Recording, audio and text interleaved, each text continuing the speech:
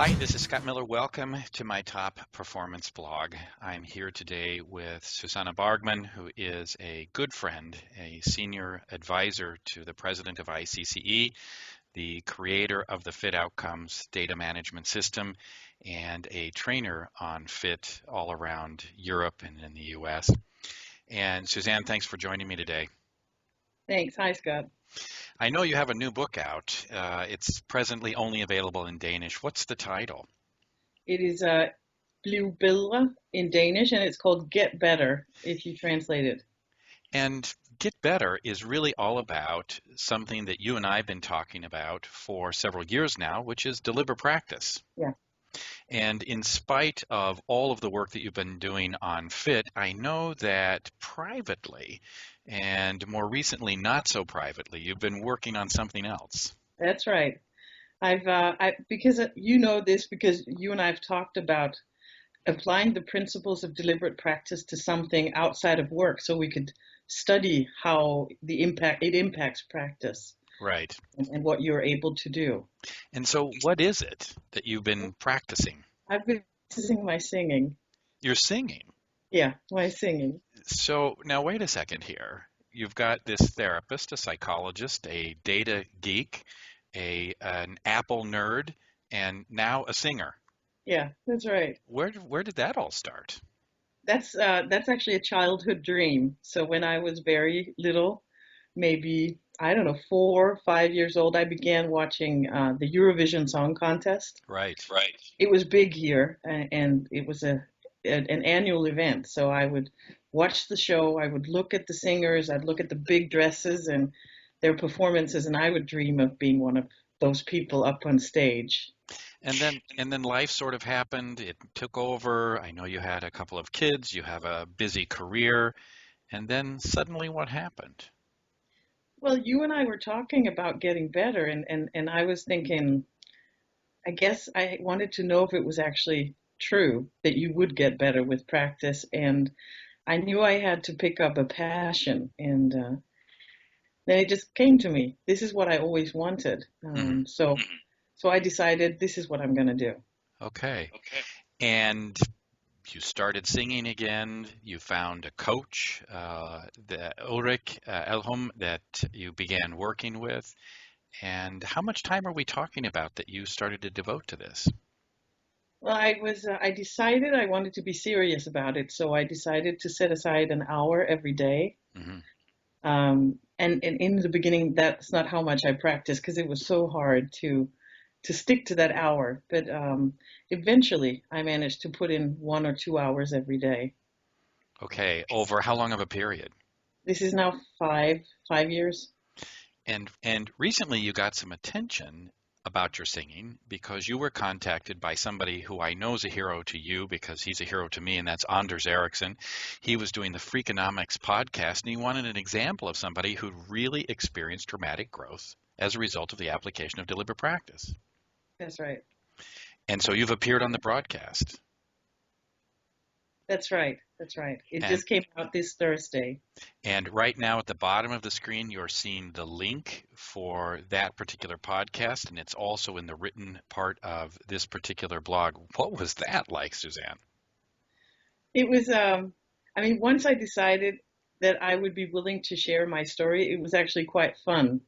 To be able to, because when people ask you questions about the process, you relive the process and what it's all been like. And even though it's embarrassing to play the first clips of my singing, because I've recorded myself throughout the process, it's pretty cool listening to it on the podcast because now I can hear the way they've edited it. It's so clear that there's a change. And I know that you have recorded yourself from the outset, and on the podcast you get the experience of listening to you at the very first, and you thought you weren't so bad then.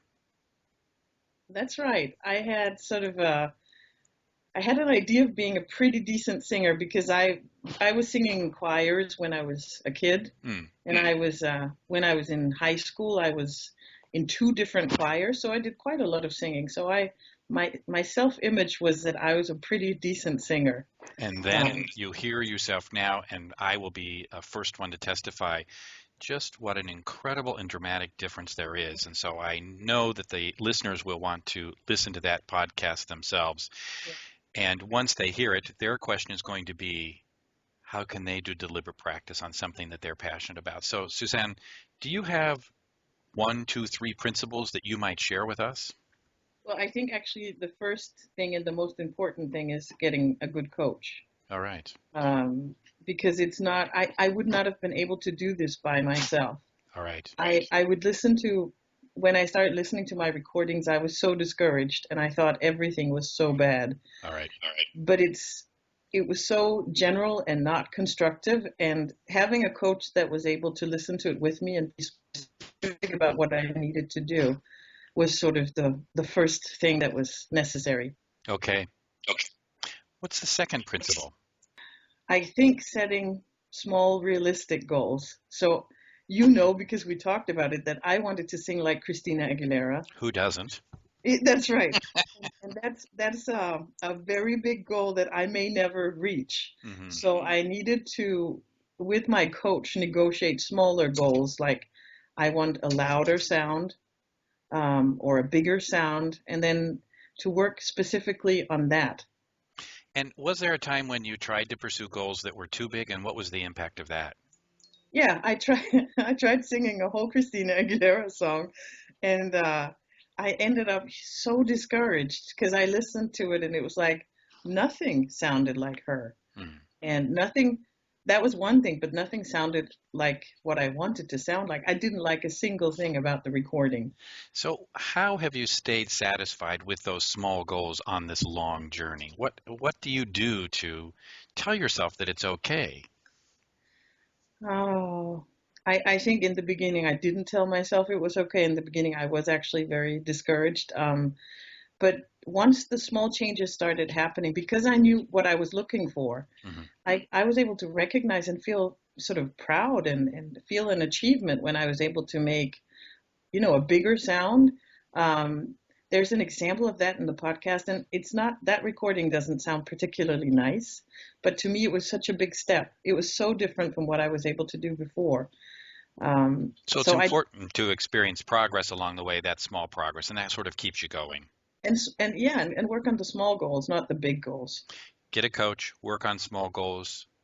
Might there be a third thing that you would recommend for somebody that's picking this up? Well, you have to think about how to stay motivated because, as I said in the beginning, this was probably one of the big issues for me. And I've learned in the process that I need to challenge myself. So, like signing up for something where I need to be prepared to sing a song or more than one song is committing to doing something where I will have to be prepared. Right. So it has to be somewhat of a deadline. Yeah, because that for me is very motivating because I have the fear of of doing really badly. Then I at least that will motivate me to practice. And how did you deal with the discouragement, or were there setbacks? You've sort of hinted at this a bit, and how do you keep going in the face of that? I brought it up with my coach. I said to him, maybe I just need to accept that this is the way my voice is. Maybe I need to accept that I'll never be able to make big sounds, and maybe it's good enough. Maybe we should go back to, because the way we sing in Denmark is more like sort of in the church choirs. It's soft and it's, more like opera, really, classical singing. And then, so that's what I was saying. Maybe I need to continue doing that. And then he said that I needed to stick with it. So I used him a lot. Okay. And I talked to you about, to have friends and colleagues you can talk to that will say, I know what it's like, but you have to stick with it, and then something happens. And so let me ask you. I find that not being alone. Not being alone. Yeah. So let me just ask you one last question, Susanne. How has this foray into singing, this return to this childhood dream, impacted your work as a therapist and a trainer, if it has? First of all, it's convinced me that deliberate practice can change a lot. So I might before have been more doubtful whether or not we as professionals could change. Yeah. I'm not doubting that anymore. I'm pretty convinced that a lot of change is possible. And becoming so aware of the process, which was the goal from the onset, has been helpful when I want to talk to, because I find that the principles, even though I've used them with singing, the principles apply to anything you want to improve. So it's easier for me now to teach people the principles of improvement, and to be more specific about what needs to happen. Right. And if there's one thing that can get in the way of somebody applying these principles in their life, both from your own personal experience and from those you work with and train, is there any one thing that you put your finger on that is the sort of biggest barrier to anticipate and try to address? Well, there's the whole idea of talent. And I find that as much as we like to think that we're not driven by an idea of talent, I find it shows up all the time. How so? Well, the sort of doubt that I had in the beginning, maybe I'm not born to sing with big sounds, or the doubt that some clinicians may have that maybe I'm not built for improving my skill this much, maybe average is who I am. Mm-hmm. So sort of the idea that maybe the way I was born or what I was given from birth determines where I can get to. That is, I find, a huge barrier. Okay. And I encounter that with people, every week, really. I know you do too. Yeah. And even to start challenging that idea and to talking to people about how much change is actually possible if we don't let ourselves be convinced about ideas of natural talent or people being born more empathic than others. Mm. Well, I, for one, can say, after having listened to you live and then the recordings, which are available in the Apple Store under SUSB, you do have a big and bigger voice the more I hear you, and it's a pleasure to be able to talk to you about it and to listen to your music, Susanne. And I know that all of the listeners will now be clicking on the Freakonomics podcast. Thanks so much, Susanne, for talking with me today. I hope so. Bye.